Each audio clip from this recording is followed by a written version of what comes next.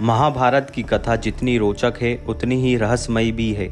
पांडवों की स्वर्ग यात्रा के बारे में कई लोग जानते हैं, लेकिन यात्रा के दौरान क्या क्या हुआ और अंत में कौन स्वर्ग पहुंचा, ये बात बहुत कम लोग जानते हैं। युधिष्ठिर स्वर्ग पहुंच तो गए, लेकिन थोड़ी देर के लिए उन्हें नर्क भी देखना पड़ा था। क्यों एक एक करके सारे पांडव जमीन पर गिर रहे थे।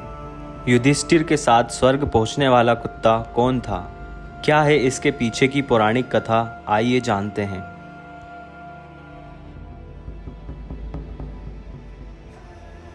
महाभारत के अनुसार भगवान श्री कृष्ण की मृत्यु के बाद एक दिन पांडव महर्षि देवव्यास से मिलने गए। महर्षि देवव्यास ने उनसे कहा कि अब तुम्हें अपना राजपाट छोड़कर स्वर्ग की यात्रा पर जाना चाहिए।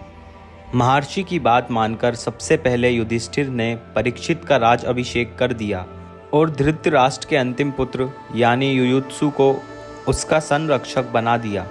इसके बाद पांडव द्रौपदी को लेकर उत्तर दिशा की ओर से यात्रा आरंभ की। एक कुत्ता भी उनके साथ साथ चलने लगा। पांचों पांडव, द्रौपदी तथा वह कुत्ता जब सुमेरु पर्वत पर चढ़ रहे थे, तभी द्रौपदी गिर पड़ी। द्रौपदी को गिरा देख भीम ने युधिष्ठिर से पूछा कि द्रौपदी ने कभी कोई पाप नहीं किया, तो फिर वह नीचे क्यों गिर पड़ी। युधिष्ठिर ने कहा कि द्रौपदी हम सब में अर्जुन को अधिक प्रेम करती थी, इसलिए उसके साथ ऐसा हुआ। द्रौपदी के देर बाद सहदेव भी गिर पड़े। भीम ने जब इसका कारण युधिष्ठिर से पूछा तो उन्होंने बताया कि सहदेव किसी को अपने जैसा विद्वान नहीं समझता था, इसी दोष के कारण इसे आज गिरना पड़ा।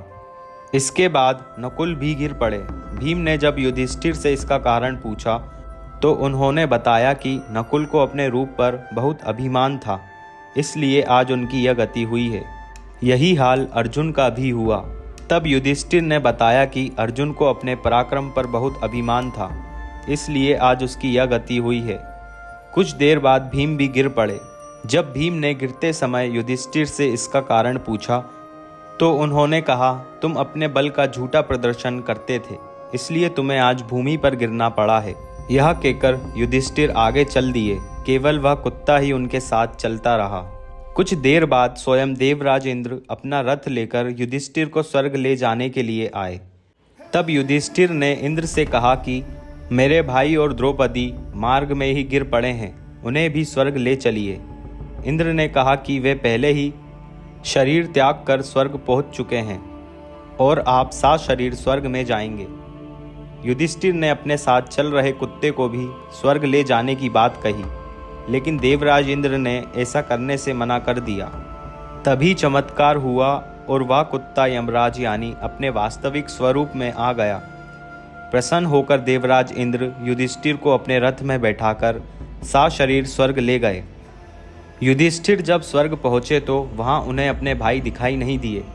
तब युधिष्ठिर ने कहा कि जहाँ मेरे भाई हैं, मुझे उसी स्थान पर जाना है।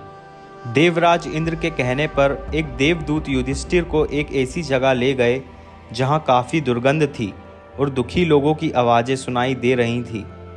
जब युधिष्ठिर ने उनसे परिचय पूछा तो उन्होंने स्वयं को भीम, अर्जुन, नकुल, सहदेव और द्रौपदी बताया।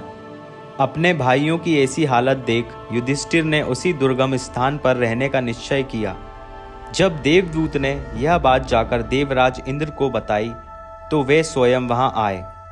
ऐसा होते ही वो स्थान सुगंधित हो गया और वहां प्रकाश फैल गया।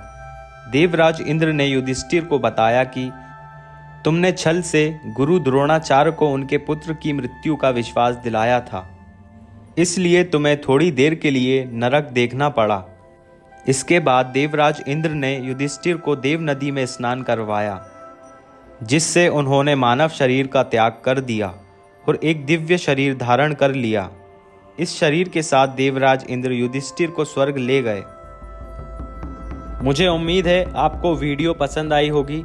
वीडियो कैसी लगी नीचे दिए गए कमेंट बॉक्स में ज़रूर बताएं और हाँ, वीडियो को लाइक करें और अपने दोस्तों के साथ शेयर करें।